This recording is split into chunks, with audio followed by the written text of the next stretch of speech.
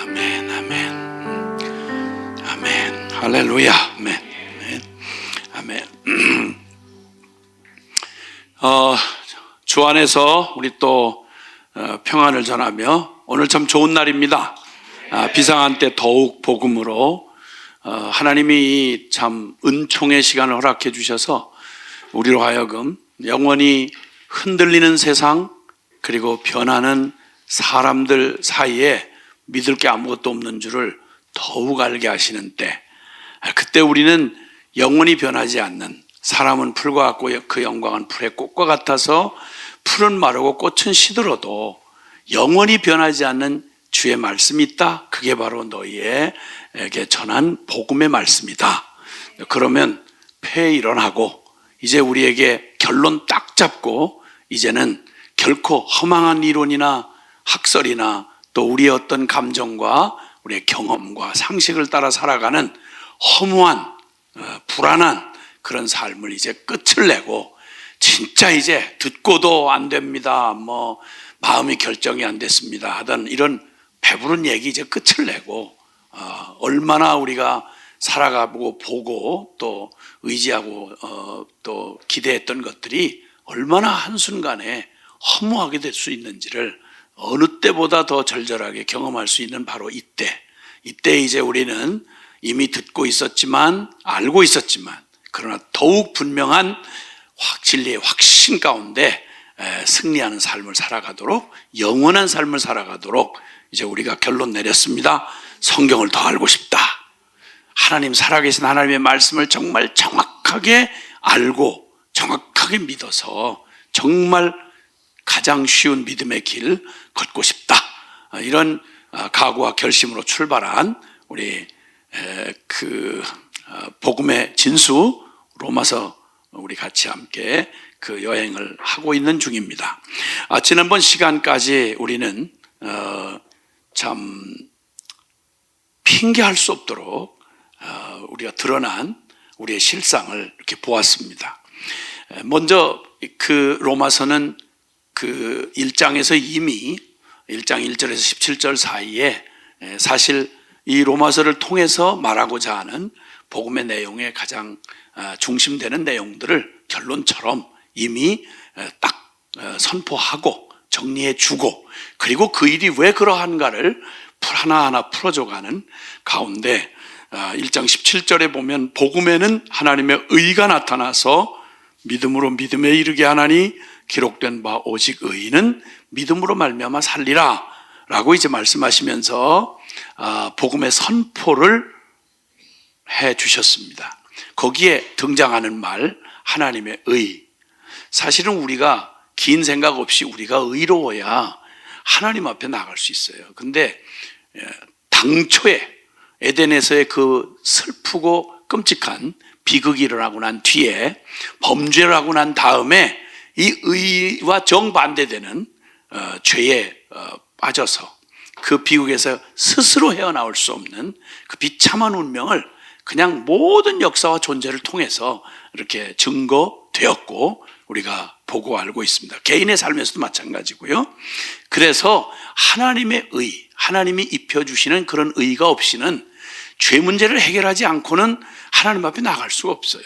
아무리 좋아도 거기에 아무리 멋진 잔치를 배설해 놨다고 해도 거기에 들어갈 자격이 안 되면 안 되는 거예요.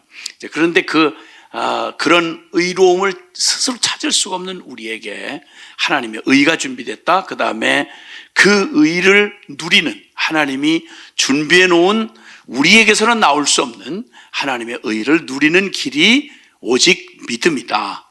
그래서 로마서 전체, 이 복음의 진수인 로마서 전체의 핵심 구절이라고 할 수 있는 복음의 선포, 핵심을 선포한 게 바로 로마서 1장 17절이었습니다. 함께 같이 아마 주의 깊게 보셨고 또 대부분 암송하시리라고 생각해서 같이 한번 암송합시다. 시작. 복음에는 하나님의 의가 나타나서 믿음으로 믿음에 이르게 하나니 기록된 바 오직 의인은 믿음으로 말미암아 살리라 함과 같으니라. 아멘, 아멘. 자, 이제 왜 믿음으로밖에 안 되고, 그 말은 믿음으로만 된다는 얘기는 이제 너희는 희망 없어. 너희에게서 나올 것은 아무것도 기대할 게 없는 거야. 그렇기 때문에 오직 다른 길, 다른 방법으로 너에게서는 끝장인데 그런 다른 방법으로 준비된 그 무엇을 의지하지 않는 한 너에게는 희망 없어라는 바로 그런 복음이자 한편에는 굉장히 기가 막힌 절망의 선고를 포함하고 있다. 이렇게 알 수 있는 것입니다. 자, 결론은 다른 길은 없다는 겁니다. 다른 길은 없다. 그때 이후로부터 1장 18절에서부터 쭉 3장 오늘 그 18절에 이르는 동안 우리는 죄가 어떤 것이며 그리고 그 죄의 그 속성이 무엇이며 그 죄를 내가 죄인이라고 선고받는 순간 당신 에이즈 양성이요. 당신 에볼라 양성으로 판명됐어요. 이렇게 선고받는 그 어떤 절망적인 선고보다 그냥 마지막 절망적 선고가 바로 죄인이라는 말입니다. 근데 이 죄인이라는 말을 하도 교회에서 우리가 너무 쉽게 쓰고 감상적으로 심지어는 감상적으로까지 죄인이라는 말을 쓰고 있다 보니까 죄인이면서 전혀 죄의 위기감이 요만큼도 없고 자책감도 없고 회개할 필요도 어디 여기 손마디 하나 부러진 것만큼도 심각하게 생각하지 않아요. 그러니까 죄인이라고 치고요. 맞아요. 죄인 아닌 사람 어디 있어요? 딴 얘기 합시다. 이렇게 가는 거죠. 이건 전혀 복음의 근처도 못 갔다는 얘기를 증거해 주는 것입니다. 살펴보면 우리는 그냥 인류 내내 감추어져 오던 진리, 이 죄에 대한 진리입니다. 이게 드러나면 모든 인류의 그 추악한 밑이 그냥 미천이 다 드러나고 이 모든 음모가 발칵 대낮비답에 드러나기 때문에 인간 아무리 위장을 해도 위장할 수가 없어요. 위장할 수가 없어요. 그냥 그대로 그 민낯이 다 드러나는 것입니다. 그러니까 누구도 그걸 직면하기가 두려워서 그래서 예수님은 이렇게 말씀하시기도 했죠. 세상이 어두움 가운데 있기 때문에 빛이 세상에 왔을 때 빛이 그를 알아보지 못하였고 알아보지 못할 뿐만 아니라 빛을 싫어하여 빛으로 나오질 않는다. 이렇게 말씀을 하셨습니다. 그러니까 이제 이런 이 죄가 어떻게 우리가 죄인이라는 운명이 어떠한 것인지 구원받아야 될 우리의 증상을 이렇게 보고 우리의 그 원인을 진단해 보는 그 진리 앞에 서면서 우리가 그 결론을 부딪혀지게 되는 거죠. 그 로마서 3장 9절 이하에 그러면 어떠하냐? 우리는 나으냐? 결코 아니라 유대인이나 헬라인이나 다 죄 아래 있다고 우리가 이미 선언하였느니라. 기록된 바 의인은 없나니 하나도 없으며 깨닫는 자도 없고 하나님을 찾는 자도 없고 다 치우쳐 함께 무익하게 되고 선을 행하는 자는 없나니 하나도 없도다. 이게 전 인류에 대한 죄에 관한 선고, 진리의 선고입니다. 자, 그래서 다른 길은 없다라고 지금 단언하는 거죠. 우리 이 죄가 어떻게 끔찍하고 아주 반역적이고 무서운 전염성을 가지고 있는지를 우리가 알아보면서 그 죄가 그냥 죄가 될 수 없다는 거죠. 죄는 반드시 인격적인 생명체 안에 들어와서 기생을 함으로 죄가 성립이 되기 때문에 죄인이란 말을 할 때는 그게 무슨 말인가 하니 죄를 생명 안에 받아들여서 그 죄가 이 생명 전부를 지배하는 이런 구조를 죄인이 됐다고 말을 하기 때문에 그래서 나 있고 죄 있고 이런 게 아니고 죄인이란 말을 하려면 죄 곧 나요 나 곧 죄 즉 존재적 죄인이 되었다는 말입니다. 죄를 이렇게 객관적으로 놓고 죄는 정말 더럽구나, 죄는 악하구나, 저 죄는 지옥에 가야 되겠구나. 그런데 알고 봤더니 그 죄를 살펴 들어가는 동안 거기서 계속 어떤 자의 모습이 어른거리는 거예요. 자꾸만 어디서 많이 본 것 같은 거예요. 어디서 너무 익숙하고 친숙한 모습이에요. 알고 봤더니 나은 거예요. 그래서 악의 커넥션이라고 표현을 했습니다. 죄악을 이루는 그 죄악의 커넥션, 그 죄 플러스 병든 자 플러스 봤더니 이게 죄의 모습을 살펴보다 보니 그 모습에 나의 오직 자아 추구하던 나 심지어는 하나님조차도 나 사랑과 나 유익을 위한 이용할 때 필요하면 날 사랑하는 하나님 오케이. 근데 뭐 나 별 도와주시는 거 없는 것 같으네. 내게 별 필요 없으면 no. 하나님을 한 번도 하나님으로 마땅히 섬겨야 될 하나님으로 경외하고 또 그 앞에 정직한 태도로 서는 게 아니라 이 지독하고 무서운 자아 추구는 교회 안에 앉아 있으면서도 주의 일을 한다고 하는 명분을 가지고 있으면서도 나를 위한 하나님, 나를 사랑해 주는 하나님, 물론 사랑해 주는 하나님이죠. 그런데 주체가 완전히 바뀐, 주격이 완전히 바뀐 나를 추구하는 지독한 자아 숭배의 이 무서운 원흉이었던 나 사랑하고 온통 세상의 심리학, 인간들이 추구하는 모든 것의 핵심이 뭐냐면 자아 실현이에요. 자아 실현. 나를 어떻게 이 자아를 강하게 하고 자존심을 강하게 하고 어떻게 내가 원하는 그것을 추구하는가. 모든 인간에게서 나오는 노력과 모든 산물이 다 내가 하나님 되어 내가 주인 돼서 내 인생을 나 외 누구도 터치하지 말라는 거죠. 이런 내가 세련돼 보이기도 하고 멋있어 보이기도 하고 와 세상에 영향력 있어 보이기도 하는데 다 한 통 속으로 나만을 추구하는 그 안중에 하나님 두려움이 없는 거예요. 자기 눈앞에 하나님 두려움이 없다. 로마서 3장 18절의 마지막 결론이에요. 누가? 유대인도 모태신앙도 아무것도 모르는 이방인에게 하는 말이 아니라 그 모든 면에 유대인들은 입에 달아붙은 게 그냥 율법이고 그리고 몸에 밴 게 의식, 제사 의식이고 성전이고 늘 자랑하는 게 아브라함의 정통 자식이고 혈통, 의식, 율법, 선민, 이방인과는 전혀 다른 것 같은 하나님 앞에 진짜 말 그대로 선택받았다고 하는 이 선민 의식을 가지고 있지만 그러나 둘 다 똑같이 하나는 아이야 개념 없어 들어본 적도 없어서 하나님을 뭐 아이야 안중에 두지 않고 살아가는 본성적 죄인인 이방인이 있는가 하면 듣긴 듣는데 여전히 내가 전혀 바뀌지 않는 이 병든 자아를 중심으로 살아가는 유대인들 모태신앙도 똑같이 저들 눈앞에 하나님을 두려워함이 없기 때문에 제게 이익이 되면 믿는 척, 제게 이익이 되면 남 공격할 때는 성경 진리를 가지고 들이대지만 그러나 그 진리를 정말 하나님 앞에 선 코람데오로 하나님 앞에 경외하는 자는 눈을 씻고 봐도 없더라 이 말입니다. 그게 로마서 3장 18절 그들의 눈앞에 하나님을 두려움이 없느니라. 그들은 누구? 유대인이나 이방인이나 다 같다는 말이죠.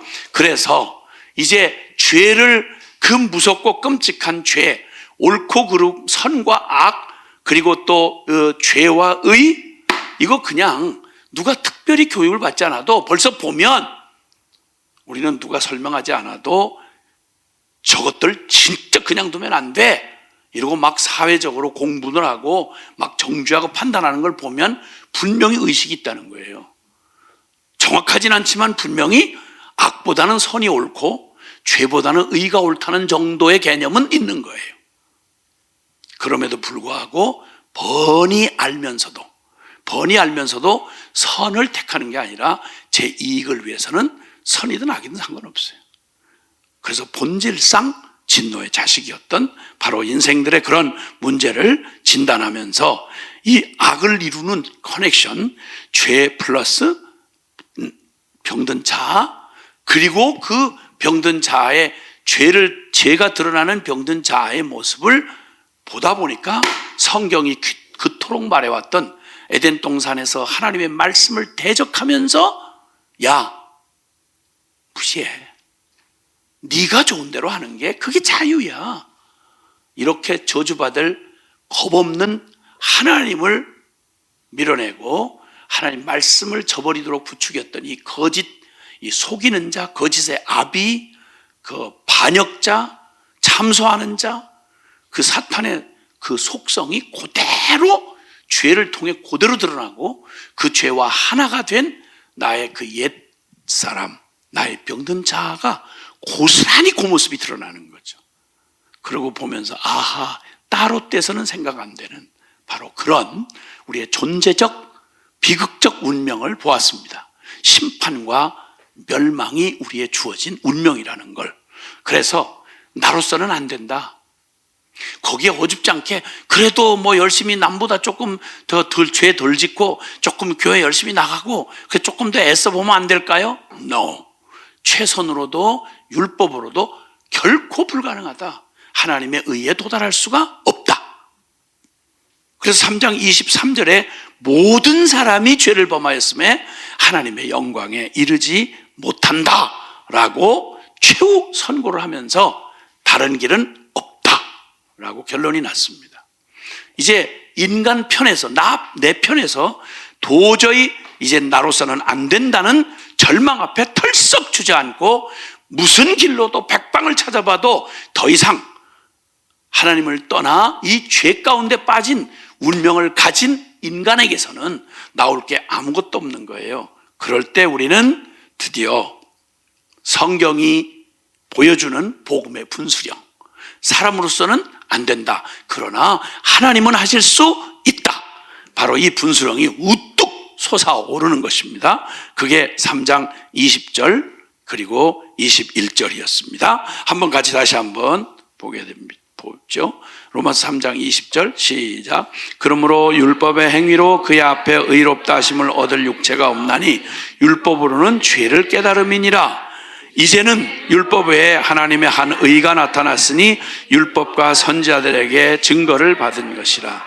예, 아멘. 이렇게 20절은 이제 모든 게 이젠 다 틀렸다, 끝났다 라고 완전히 이제 그 절망을 선고하고 최후 확정 판결문을 읽은 다음 고개를 푹 떨구고 이제 집행을 기다리고 있는 죄인에게 이제는 하고 이제 하나님의 한 의, 아까 1장 17절 결론 같은 말씀 복음의 요절에서 나타났던 말씀이 있죠. 복음에는 하나님의 의가 나타났다고요. 복음에는 하나님의 한 의가 나타났다고요.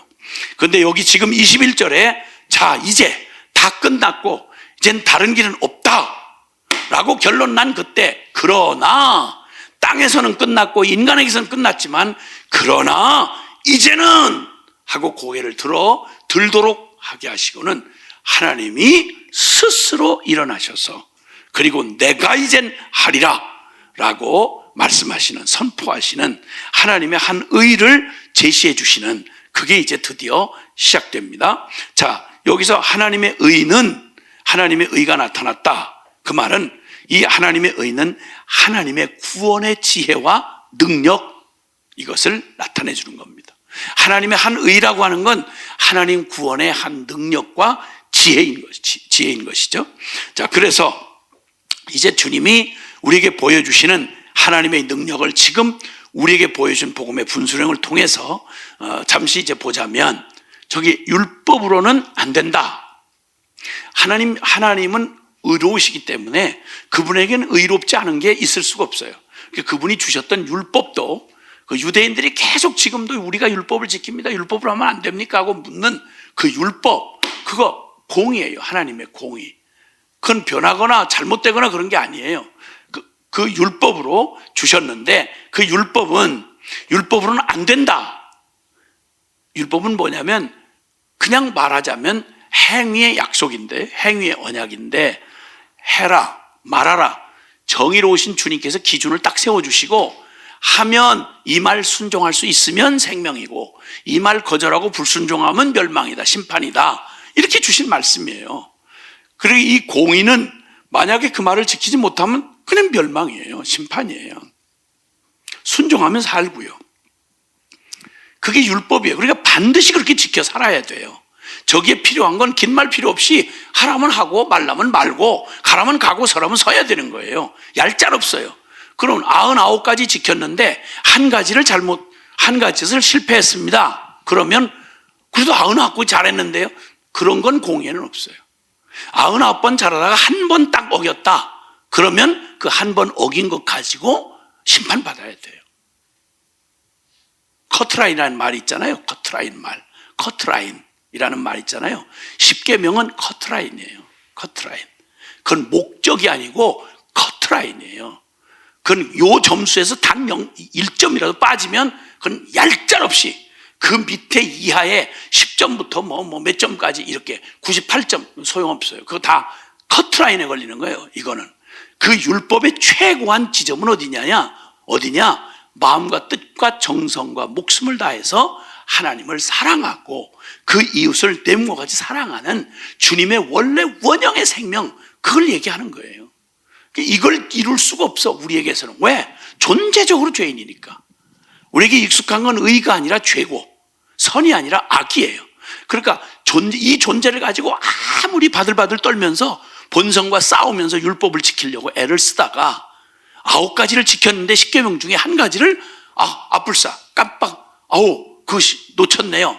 이렇게 되면 됐다. 그럼 정확하게 너는 네가 죄인됨을 증명하기에 충분하다. 단 한 가지만 잘못해도. 이게 바로 율법이 정하는, 율법이라는 게 그런 거예요. 그래서 율법을 지킨 건 의가 아니고 당연한 거예요. 당연한 거예요. 그 율법을 통해서 교통법규가 있으면 이 사람이 본래 반듯한 정신을 가지고 교통안전을 준수하는 사람이다 하는 걸 아는 기준이 뭐냐면 교통법규를 지키는 거예요. 잘 지키고 1년 내내 잘 지키고 다니다 한 번 딱 중앙선을 그냥 넘어가가지고 신호 위반했다. 그럼 얄짤없어요. 지금까지 잘 지켰기 때문에 그 선이 이렇게 쌓아가지고. 근데 이 생각을 유대인들이 하고 앉아있는 거예요. 유대인들이 계속 끈질기게 붙들고 벗어나지 못하는, 지금 복음을 얘기하면서 이 얘기를 계속 반복해야 되는 그 짧은 로마서 안에서 이 얘기를 계속 설명을 해줘야 되는 게 이 꼬여있는 모태신앙들하고 유대인 때문에 복음을 이렇게 설명하는데 복잡한 거예요. 그 어줍지 않은 그 자기 의가 돼버린, 나 그래도 지금까지 다른 사람하고 다르게 지켰는데요. 그 율법이 잘못됐단 말이에요? 유대인 다 헛거란 말입니까? 하나님이 다 그 약속했는데. 나 아브라함 자식을 다 복을 주겠다고 그러셨는데, 그럼 뭡니까? 이런 어린애 같은 짓을 하는 거예요. 아브라함에게 약속한 믿음의 전제를 한 약속이에요. 그런데 아브라함의 후손이니까 난 당연히 아브라함이 받는 복 당연히 받는다고 그랬는데 하나님 거짓말하는 겁니까? 율법을 주어서 율법 지켜라 라고 말할 때 주님이 신명기에 말씀한 내용만 해도, 모세오경에 나타난 말씀만 해도 그걸 말귀를 못 알아들을 리가 없어요. 그런데 계속 율법을 붙들고 나 증 있는데, 유대인 증 있는데, 나는 할례 받았는데, 나는 이 껍데기를 가지고 계속 얘기를 하는 거예요. 그 껍데기 표식이 진짜가 되려면 그럼 껍데기 그 표식처럼 명찰답게 살아야 될 거 아니에요. 근데 그렇게 살진 않으면서 난 자격증 땄다 이거야. 난 대한민국 국민이다 이거야. 근데 계속 간첩질을 하고 주민등록 갖고 계속 간첩질을 해. 그러면서 나는 대한민국 국민인데 뭐 어쩌냐 이거야. 이게 무슨 말이야. 대한민국 국민이면 대한민국 국민으로서 당연히 지켜야 하는 헌법이 있다고, 그 법을 지킨다는 전제 안에서 대한민국 국민이지. 안 그러면 집어쳐넣어야죠. 그거는 국적을 박탈해버리든지. 이 기가 막히고 어처구니 없는 얘기를 계속 유대인하고 모태신앙이 계속 헷갈려서 못 듣는 거예요. 결론이. 로마서 1장 17절 양심적으로 부딪혀본 사람 같으면 그냥 결론 나야 될 거 아니야.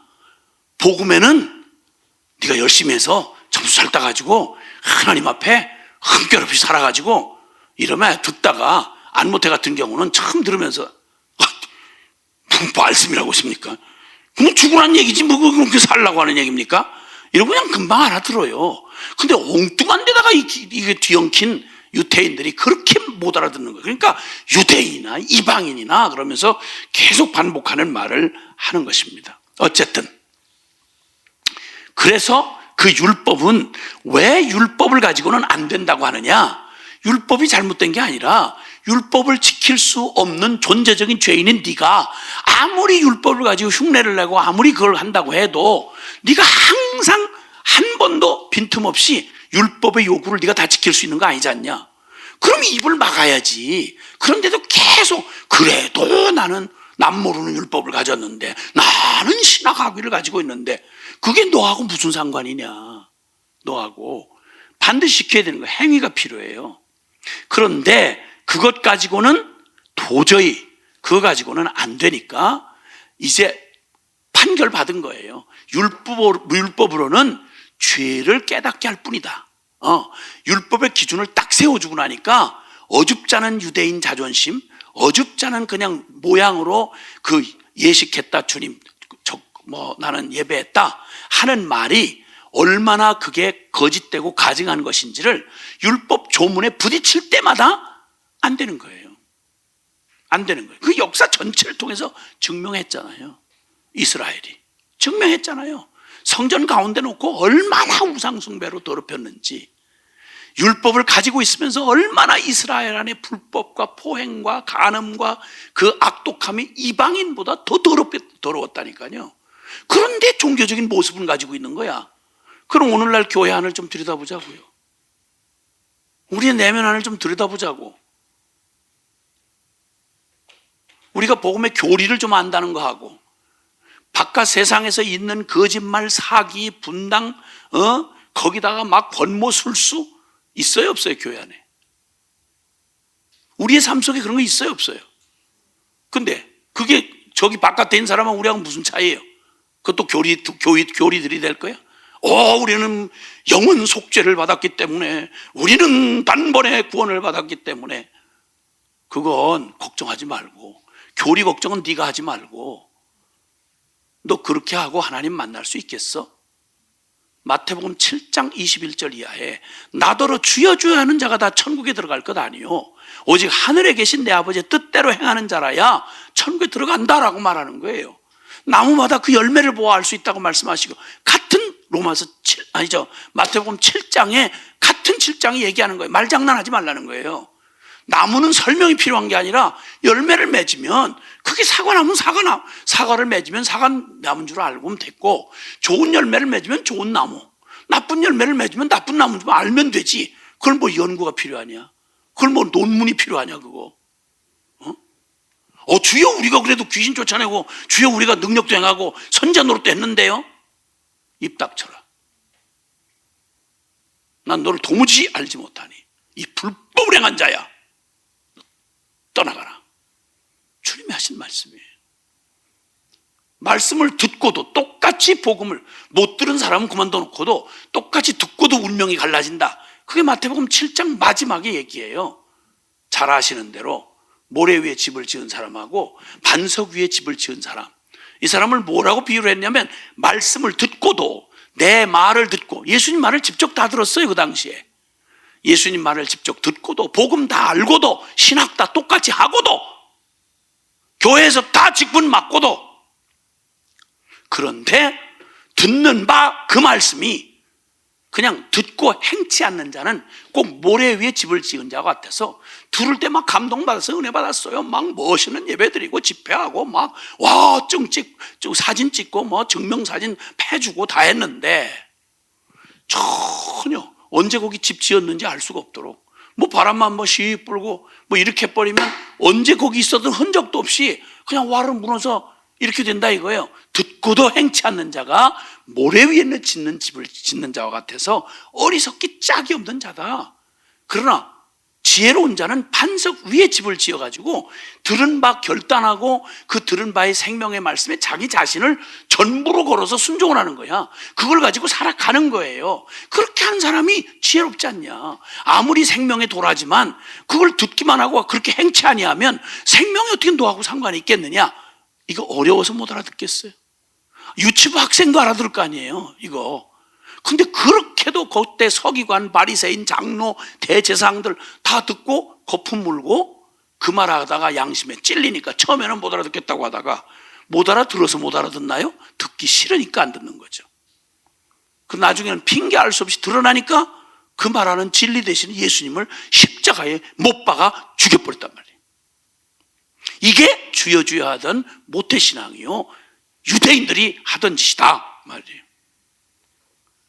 그 얘기하는 거예요. 행위로 하면 율법으로는 안 돼. 율법 자체가 틀린 게 아니라 네가 그걸 살아낼 만한 존재가 아니야, 그 말이에요. 그럼 어떡해? 뭘 어떡하긴, 심판받으면 되지. 근데 그 심판 받아야 되는 건 우리 운명이고, 우리를 지으셨던 하나님이 그냥 사랑하사 이제는 무슨 책임도 아니고 의무도 아니고 빚진 것도 아니고 그냥 주님이 이제는 주님이 스스로 일어나셔서 주님께서 너희는 가만히 있으라, 잠잠히 있으라, 너희는 오늘날 가만히 서서 홍해바다 앞에서 자신들의 꼬라지하고 저 홍해 바닷물을 보고 결론 딱 내고 큰일 났다, 죽게 되었다, 왜 우리를 끄집어냈느냐 이러던 이 어리석은 이스라엘 백성들이 잊고 있었던 하나님이 지금 출애굽하는 걸 뻔히 지금 금방 그렇게 끌려 나와서도 생각 속에 하나님이 없어요. 그러다 보니까 또 날 보고 바다 보고 안 된다 이거야. 우리 죽게 됐다 이거야. 왜 죽이려고 끌어냈냐 이거야. 그때 주님께서 모세를 통해서 하시는 말씀, 뭐 그렇게 심오한 신학적 표현 안 하세요. 뭐라고 그러시죠?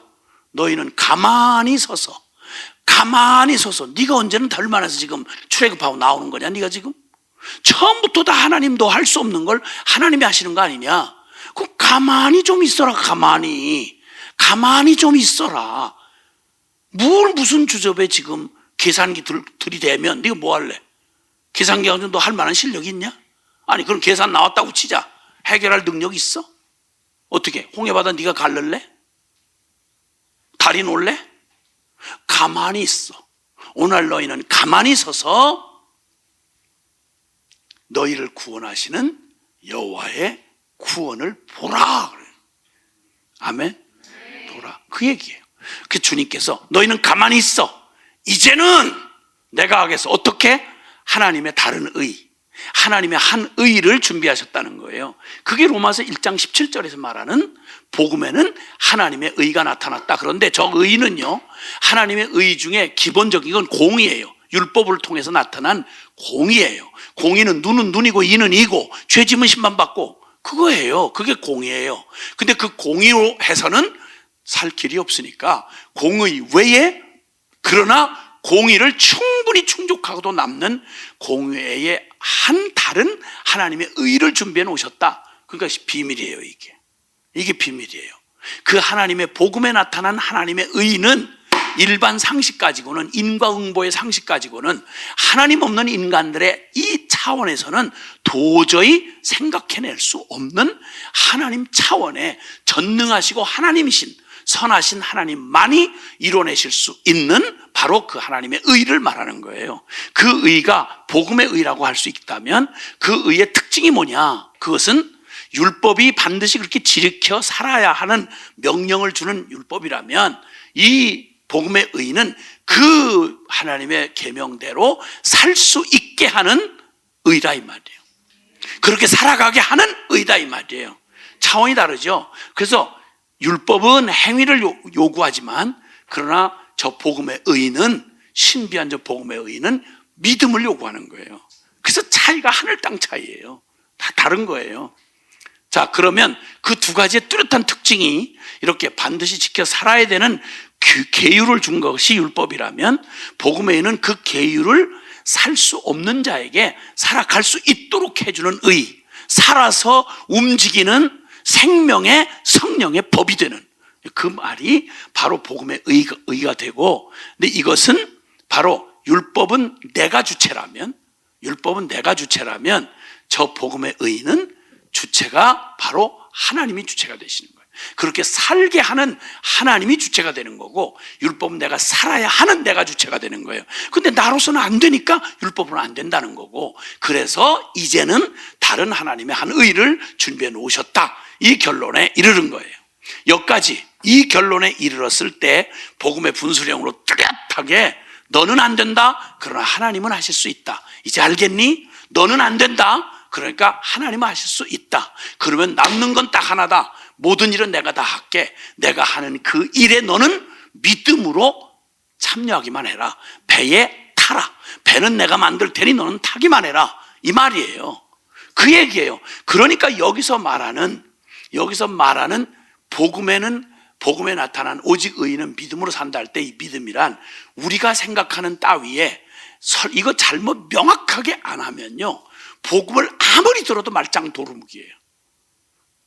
교회 안에서 믿음 쓰는 말이 혹시 그렇게 쓰지 말아야 되겠지만, 혹시 긍정의 힘, 적극적 사고방식, 내가 긍정적인 생각을 하고 내가 최선을 다하고 이걸 믿음이라고 많이들 알고 계시는데, 복음의 핵심이 되는 이 믿음은 그런 말하고는 하늘 땅 뒤집어 놓은 것만큼이나 의미가 달라요. 전혀.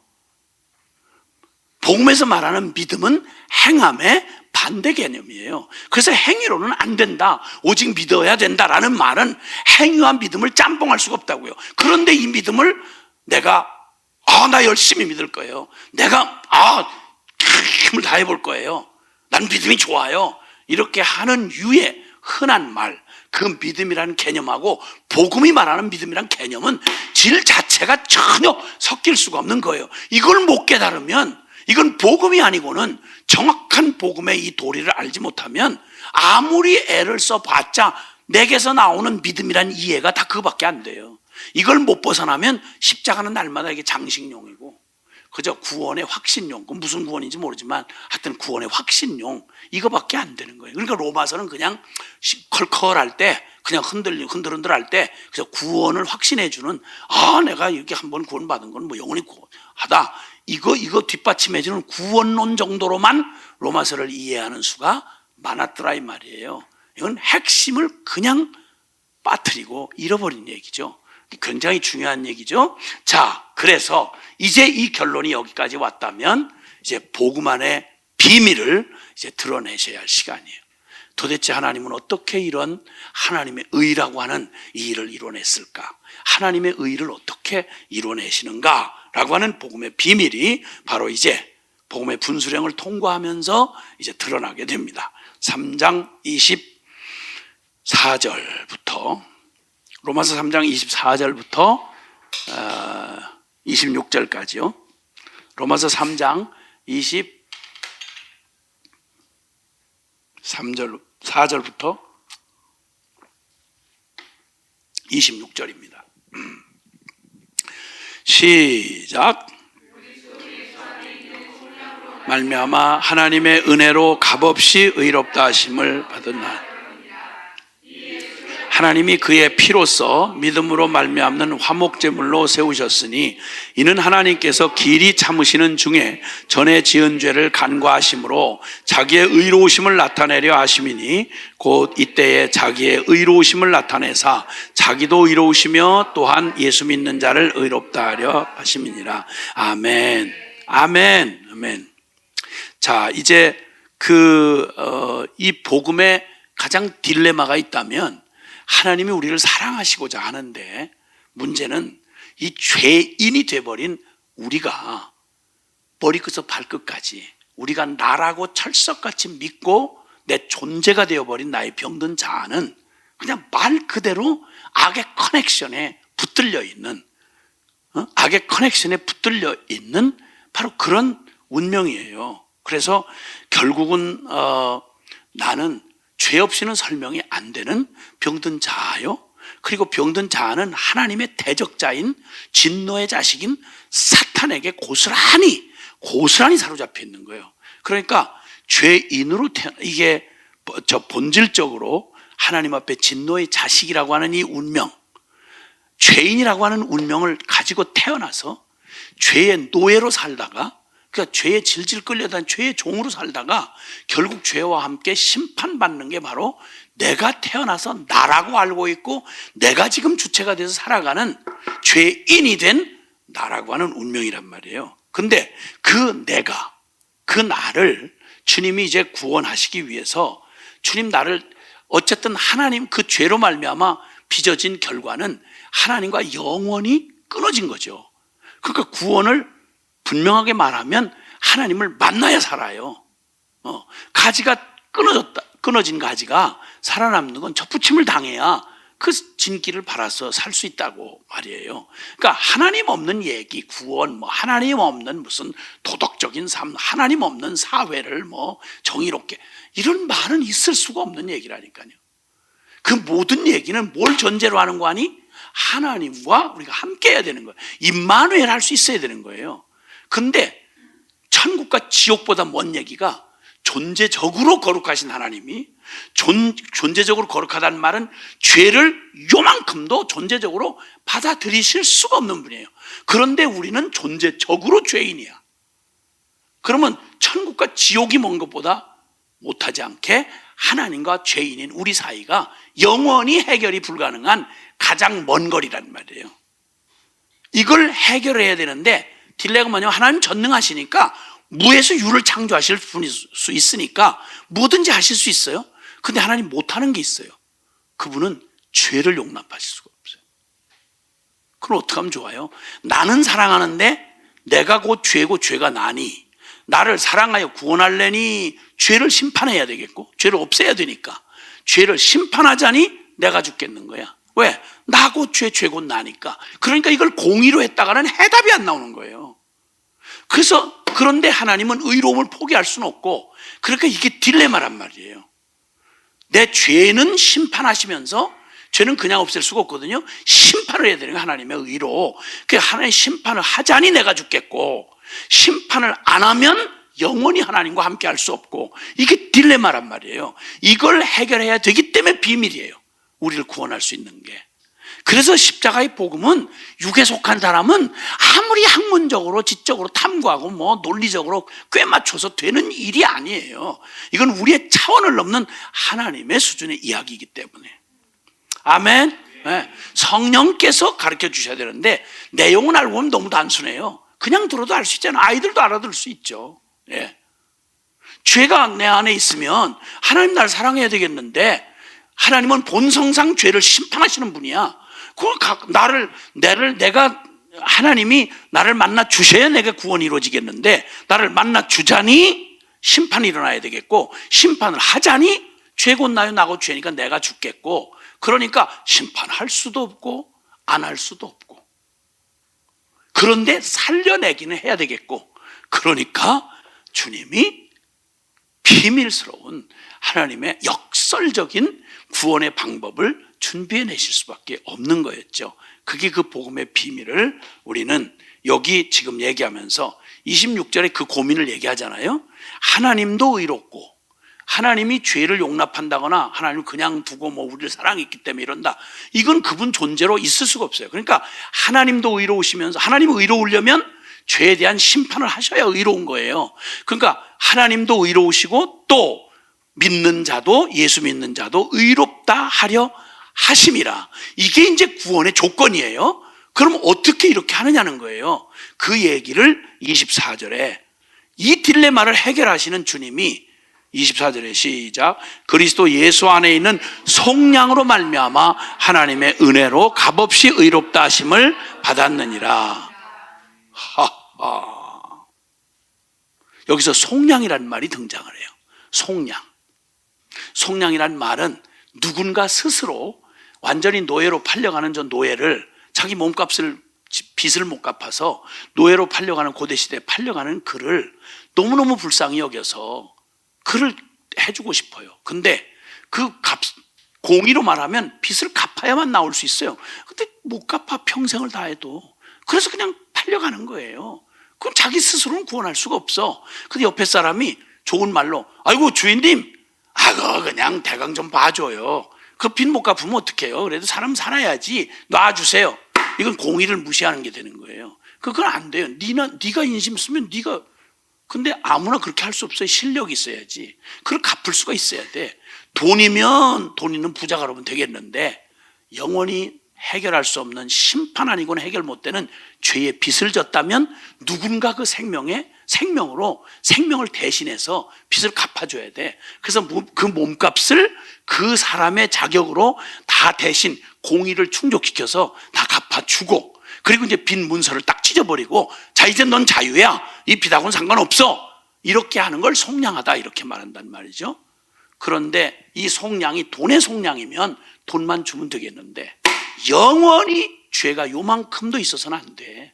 자격이 있어야 되는데 그 자격은 죄가 없는 누군가가 그 죄의 대가인 죽음을, 영원한 심판과 죽음을, 하나님의 심판을 누군가 값을 치러 받아줘야만 가능한 거예요. 근데 아무나 못해. 죄가 없어야 되고 하나님의 영원한 그 자격에, 요구되는 자격에 돼야 되는 거예요. 그래서 이 일은 하나님 수준으로 밖에는 해결 안 되기 때문에, 그렇게 주님이 말하는 자기도 의로우시고 예수 믿는 자도 의롭게 되는 길, 그 길을 선택한 게 세상 인간적인 말로 하면 고륙지책이죠. 그걸 해결하는 길은 심판도 하나님이 하셔야 되지만 그 일을 해결할 수 있는 키도 하나님밖에 없는 거예요. 그러니까 진짜 어떻게 그걸 할 수 있는 일이 아닌 거죠. 그래서 이제 주님이 준비하신 게 바로 십자가의 도라고 하는 거예요. 자, 한번 고린도전서 1장으로 가보시겠습니다. 고린도전서 1장 18절. 지금까지 설명한다고는 저희 설명이 이걸 바탕으로 하고 있습니다.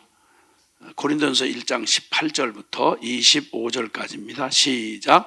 십자가의 도가 멸망하는 자들에게는 미련한 것이요 구원을 받는 우리에게는 하나님의 능력이라.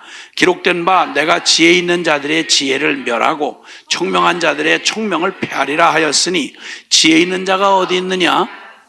어디 있느냐? 이 세대의 변론가가 어디 있느냐? 하나님께서 이 세상의 지혜를 미련하게 하신 것이 아니냐?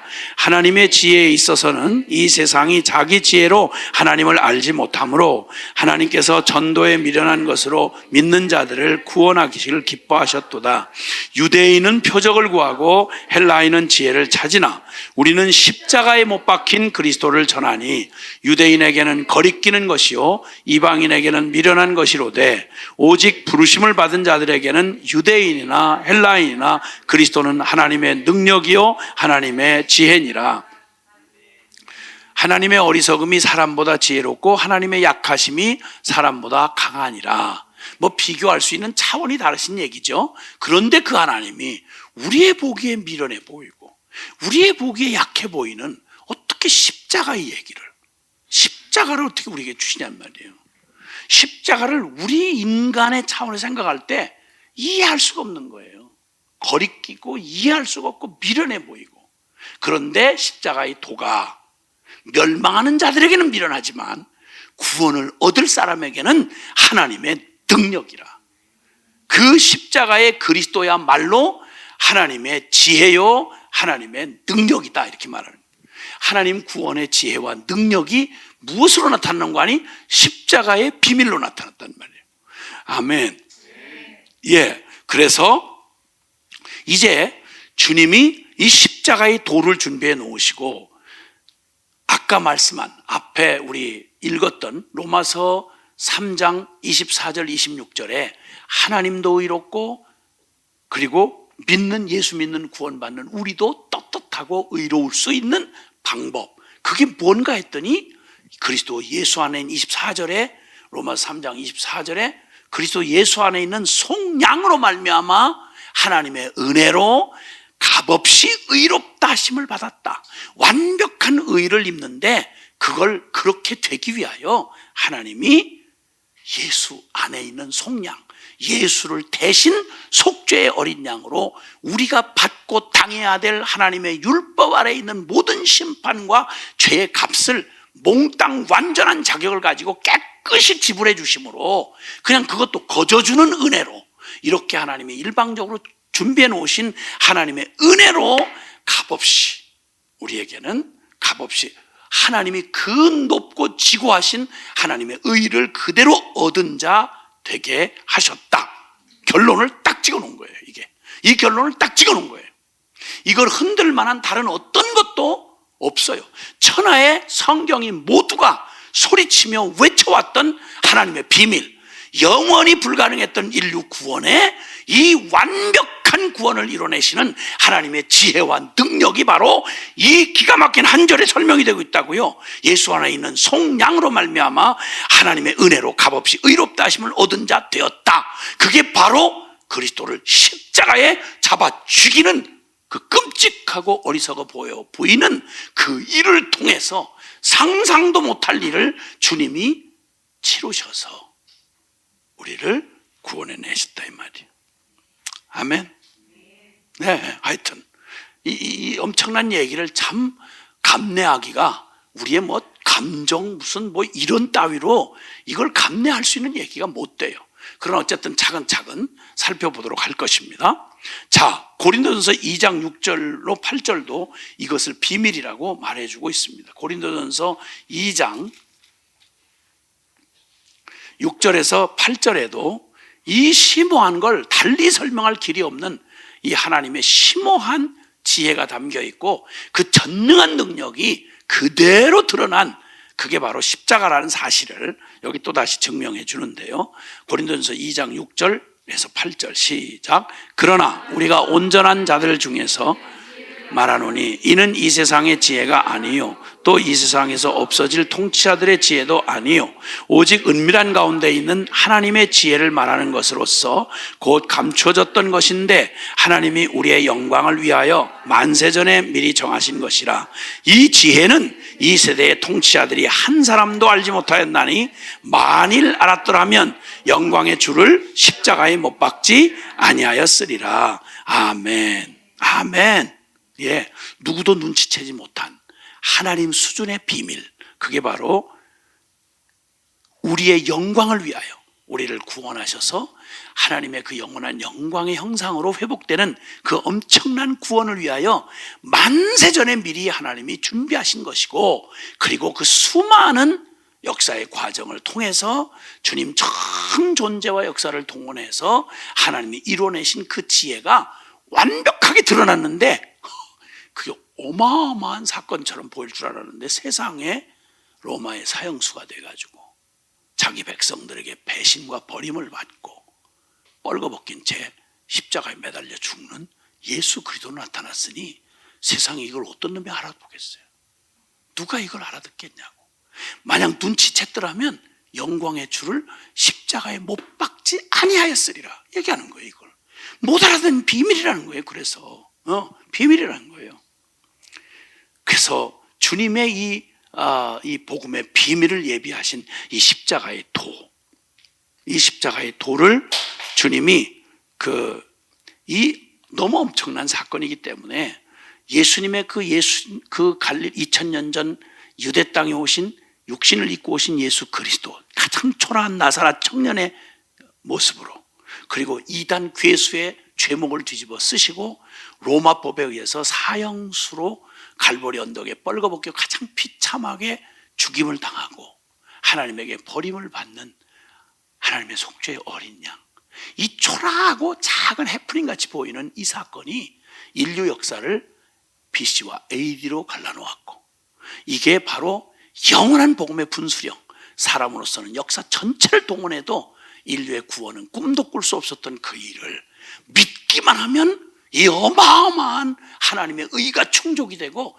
떳떳하고 당당하게 천국의 주인공이 되는 이 천지개벽도 표현할 수 없는 이 어마어마한 구원을 이루신 그 핵심 중심에 서 있는 게 바로 우리가 그토록 소홀히 여겼던, 우리가 그토록 부담스럽게 여겼던 바로 하나님에게 있어서 가장 최대의 사건, 우리 주님이 그 아들을 우리를 위해 내어주시고 십자가에 죽으시고 부활하사 구원을 이루신 바로 그 일인 것입니다, 여러분. 아멘.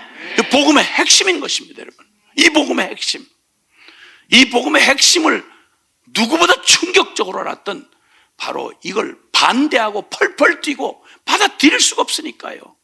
유대인 중에 유대인이요, 가말리엘 문화생이요, 쉽게 말하면 율법의 대박사였던, 그리고 가장 열정적이었던, 더군다나 십자가를 그냥 있는 대로, 십자가 얘기하는 놈을 그냥 있는 대로 잡아 죽이고, 그 증인, 확실한 증인이었던 스데반도 때려 죽이고, 그냥 모두 온통 피로 묻혔던 그 미충이 같은 종교경찰 사울이 다메섹에서 주님을 그대로 부활한 주님을 만나고 뒤집어져서 그분에게서 직접 들은 그 얘기, 모든 율법이 말한 바, 그래서 요 외치는 얘기의 감동을 누가 그 농도로 같이 누릴 수 있을지 몰라요. 로마서 3장 다시 우리가 본 거지만 분수령을 외치는 그의 그 가슴을 한번 느껴보자고요. 로마서 3장 21절에 다 이제 끝났는데 21절에 시작.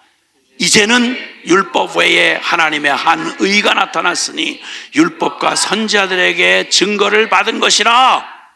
그가 외치는 이제는 율법 말고, 내가 그토록 자존심을 가지고, 유대인의 자존심을 가지고 율법에 목숨을 걸어본 사람으로서 내가 율법이 감히 다다를 수가 없는, 율법은 껍데기요 모형이요 그리고 그림자지만 내가 만난 복음의 실상, 우리가 그렇게 무시하고 짓밟고 죽이려고 하고 천하게 여겼던 십자가의 그리스도야말로 율법 외에 하나님이 마련하신 하나님의 의인데, 율법과 선지자들이 그토록 소리질러 왔던 구약의 모든 그림자와 모형처럼 보이는 그 모든 것들이 다 그냥 하나로 녹아져서 완벽하게 이루어 성취된 게 바로 예수 그리스도 십자가다 이 말이에요. 아멘. 그러니까 그는 말하잖아요. 내가 이제 자랑하던 모든 걸 배설물 똥처럼 여기고, 율법, 유대인, 가말리엘 문화생, 바리새인, 하여튼 자랑할 만한, 육체적인 자랑할 만한 모든 걸 다 가지고 유대인이다, 율법이다, 할례다, 뭐다, 신학 지식이다, 체험이다, 나올 거 나와봐라, 나보다 더 안 놈 나와봐라. 그런데 내가 그리스도를 만나고 나니 그 어리석어 보이고 그 역겨워 보이는 십자가의 진리 앞에 부딪히고 부활한 주님을 만난 뒤에, 와, 이 모든 걸 배설물처럼 똥처럼 여길 뿐만 아니라 해악으로 여긴다. 도움이 되는 게 아니라 해악이다. 그러나 이 모든 걸 다 잃어버리고 오직 그리스도를 얻기 위하여, 나는 그냥 듣고 감동한 정도가 아니라 얼마나 그 영광스럽고 존귀한지 내가 그 부활의 권능에 참여함을 알려 해서 난 십자가의 고난에까지 같이, 말만 아니라 사변적 신학 이러는 게 아니라 그 진리에 내 몸을 들여 나 십자가의 그 고난을 같이 체험하고 부활의 영광에 함께 참여하고 싶다. 그리고 갈라디아서 6장 14절 그잖아요. 그러나 내게는 그리스도 예수의 십자가 외에는 결코 자랑할 것이 없다 외치는 거예요. 그 복음의 핵심을 발견한 그의 가슴에 그냥 가슴 떨리는, 모든 성경이 다 소리치면서, 선지자와 율법, 그럼 구약 성경 전체가 다 소리 지르면서 맞다 맞다 맞다, 그 얘기야 그 얘기야 그 얘기야, 온 구약이 전체가 다 소리 지르면서 소리치면서 환호하고, 그리고 막 그냥 진짜네, 하나님 정말이네, 어떻게 그 일을 진짜 그렇게 하셨어. 여자의 후손으로 보낸다는 얘기가 짐작이 이렇게 되잖아요. 죄 없는 생명이고, 그리고 완전한 인간의 몸을 입고, 여기에 해당될 분이 예수님밖에 없는 줄 뻔히 아는데 감히 이렇게 오는데, 이거 아무리 그래도, 아무리 해도 이 죄장아찌 같은 것들, 이 쓰레기 같은 이 인생을, 이것들 세상 살리려고 아무러면 하나님이 사람이 돼? 아무러면 그렇게 죄 없는 분이 죄로 뒤집어 쓰고 심판을 받아? 말이 돼? 그거 있을 수 있어? 받을 수가 없는 얘기예요. 그런데 진짜 이루어졌으니, 이 복음이, 이 구약이 말해오던 복음이 그대로 이루어졌다는 이 사실만 해도 다른 모든 기적 체험 이런 거 다 빛을 잃고 이 큰 충격을 받아들일 수 있다면 나머지는 더 이상의 기적이 필요 없죠. 우리 존재하고 사는 자체가 기적이지. 어쨌든 그렇게 해서 주님은 이제 구약의 모든 성경의 증거들이 어떻게 이 예수 그리스도의 이 십자가의 비밀을 다 소리질러 왔고, 그리고 증거해 왔는지를 이제 살펴봐야 할 시간입니다. 그래야만, 아하, 성경이 다 한 얘기를 하고 있었구나. 그리고 복음의 핵심이 바로 십자가였구나. 그러니 어린아이처럼 단순하게 예수님을 믿어서 전심으로 예수님을 받아들이고 예수님 나 죽고 예수 안에 살게 된 이 신비한 신앙의 고백을 하게 한 게 이게 그냥 보통 일이 아니라 이거야말로 진짜 그냥 천국을 통째로 얻은 어마어마한 축복이라는 사실을 우리가 알게 되는 거죠. 네. 함께 이 로마서의 여정을 같이 하고 있는 모든 분들에게 여러분 그냥 넘기지 마시고, 자 이제 아무래도 이 성경의 이 증거들을 통해서 하나님이 이 핵심이 되는 이 일을 이루시려고 어떻게 주님이 예언해 오셨고 어떻게 그 일을 성취해 오셨는지 그 일을 이제 일단 아주 간략하게나마라도 구약의 성경의 증거들을 이제 찾아보는 이런 시간을 또 함께 가질 텐데요. 재밌잖아요. 비밀지도 이렇게 보고 저 보물 찾으러 가는 비밀지도를 갖고 찾아가는 것처럼. 이건 다음 시간에 그렇게 하도록 기도하겠습니다. 네.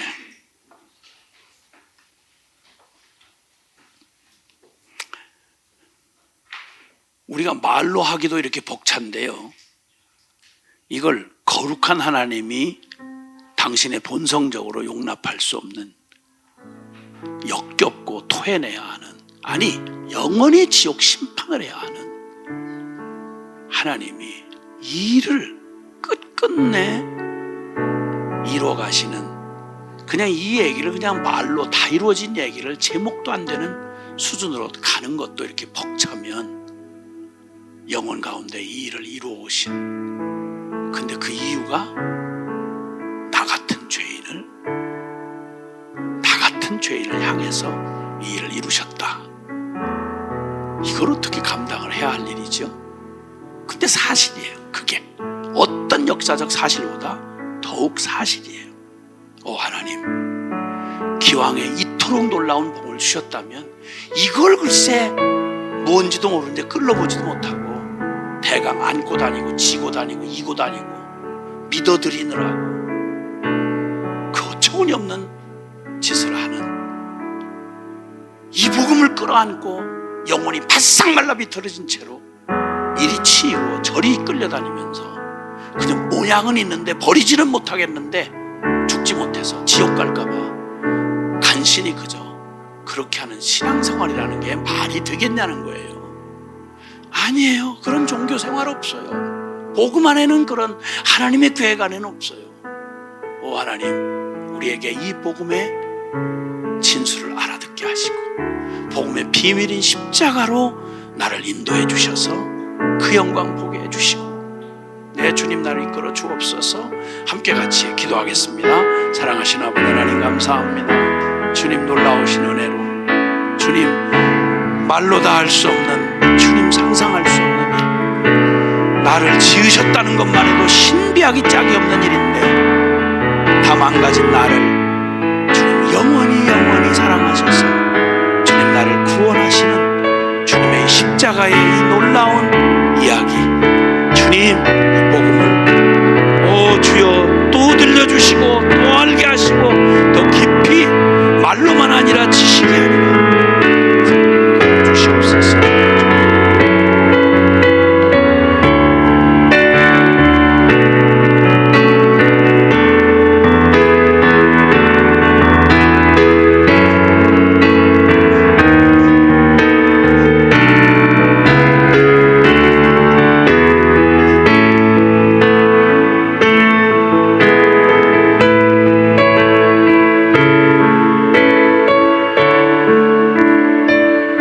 기도하겠습니다.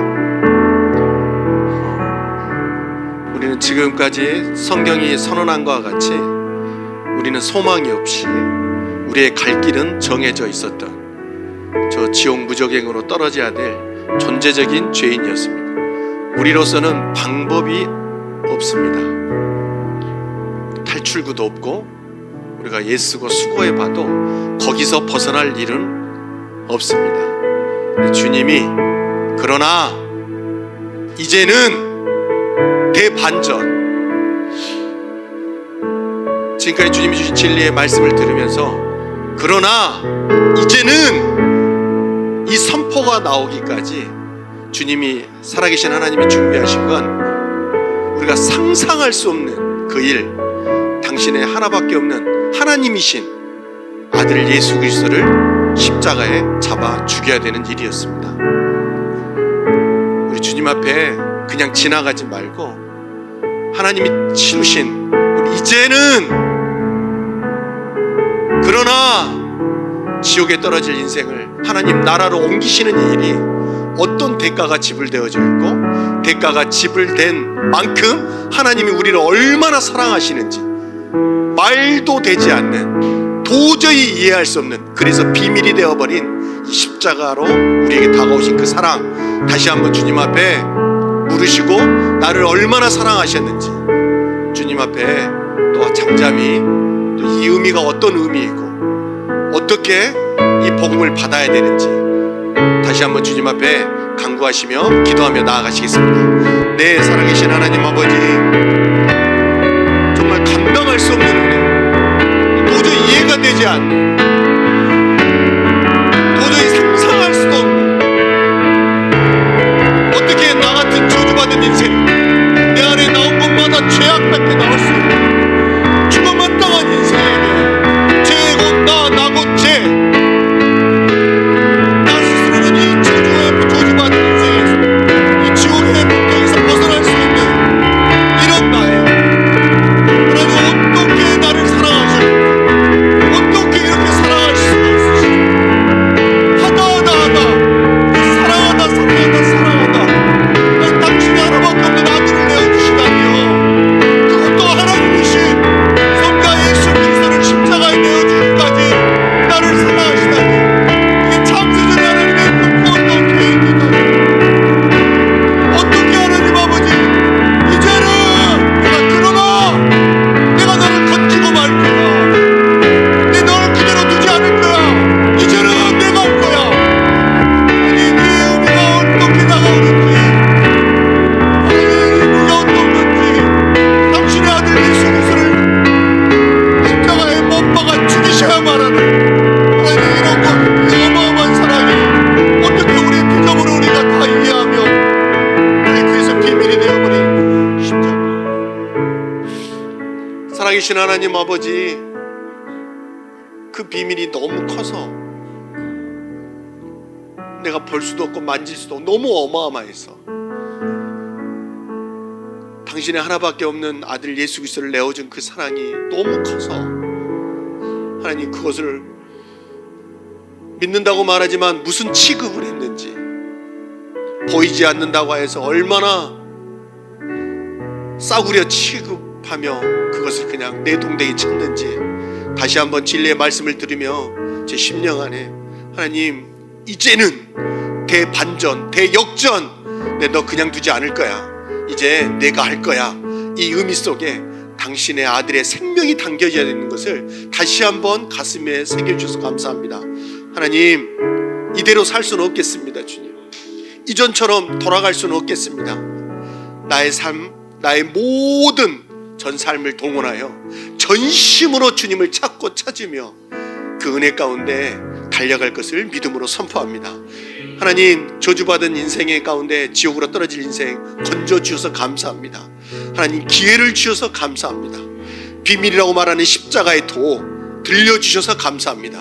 앞으로 계속 들려주셔서 하나님 정말 주님 오실 그날까지 지치지 않고 그 영광 가운데 휩싸여 달려가는 기쁨이 충만한 은혜를 누리는 저의 믿음의 삶 되게 하여 주시옵소서. 우리 가운데 비밀을 계시한 주님 그 사랑 감사하며 이 모든 것 살아계신 예수 그리스도의 이름으로 간절히 기도합니다. 주님께 영광의 박수 올려드리겠습니다.